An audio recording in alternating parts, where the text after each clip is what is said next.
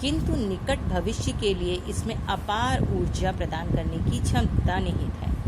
किंतु अभी तो इसका कोई महत्व नहीं है, ना इतना ज़्यादा सुनाई देता है, ना इसका प्रयोग होता है। लेकिन जैसे जैसे समय बदलेगा भविष्य में आगे इसकी बहुत अपार ऊर्जा, इसको में अपार ऊर्जा यानी बहुत ऊर्जा प्रदान करने की क्षमता निहित है इसके अंदर, ज्वार भाटे के अंदर। अब हम पढ़ेंगे जैव प्रयोग।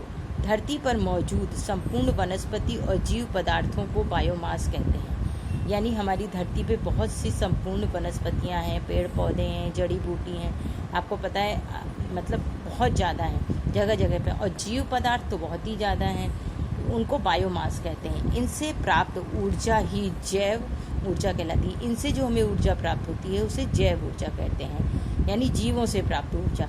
बायोमास मानव को ज्ञात सबसे पुराना ऊर्जा स्रोत है। बायोमास ऐसा है जो सबसे पुराना है, प्राचीन, सबसे प्राचीन काल से चला आ रहा है, क्योंकि वनस्पतियाँ आज से नहीं हैं।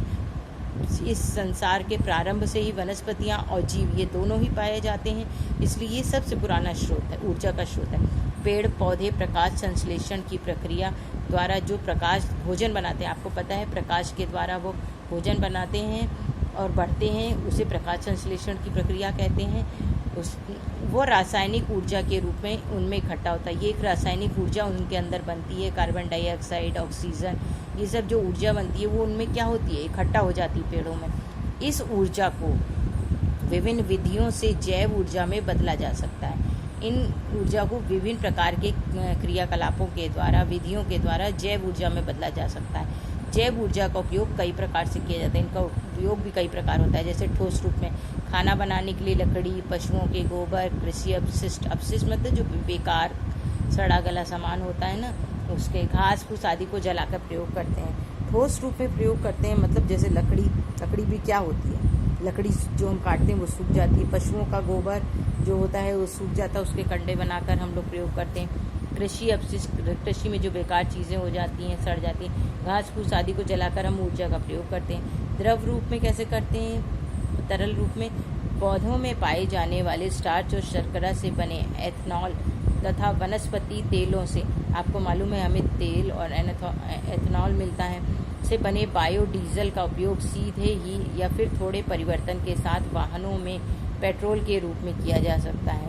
अब देखिए, पौधों से भी हमें क्या क्या पेट्रोल आदि के रूप में मिल सकता है।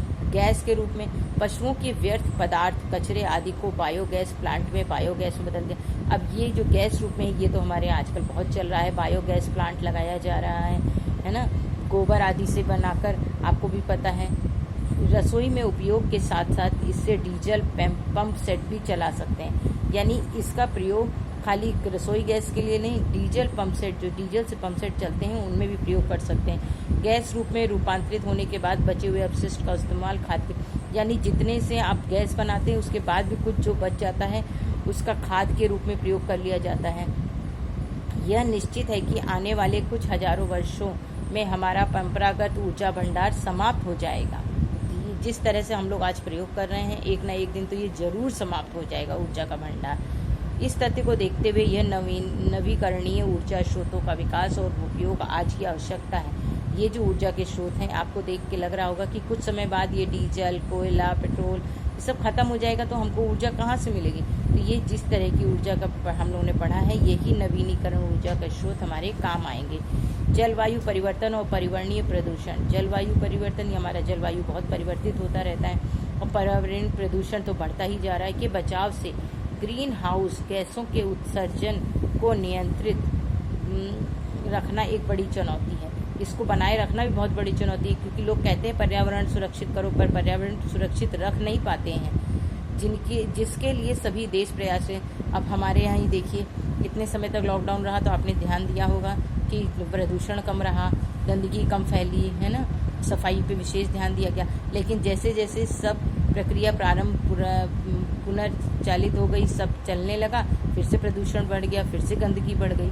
तो इसे रखना बहुत कठिन है, लेकिन सभी देश इसको प्रयास कर रहे हैं। निश्चित रूप से 21वीं शताब्दी का स्वरूप अक्षय ऊर्जा के आधार पर निर्धारित होगा। बहुत से लोग अक्षय ऊर्जा को प्रयोग में लाने की कोशिश कर रहे हैं। यही अक्षय विकास का मूल स्तंभ है।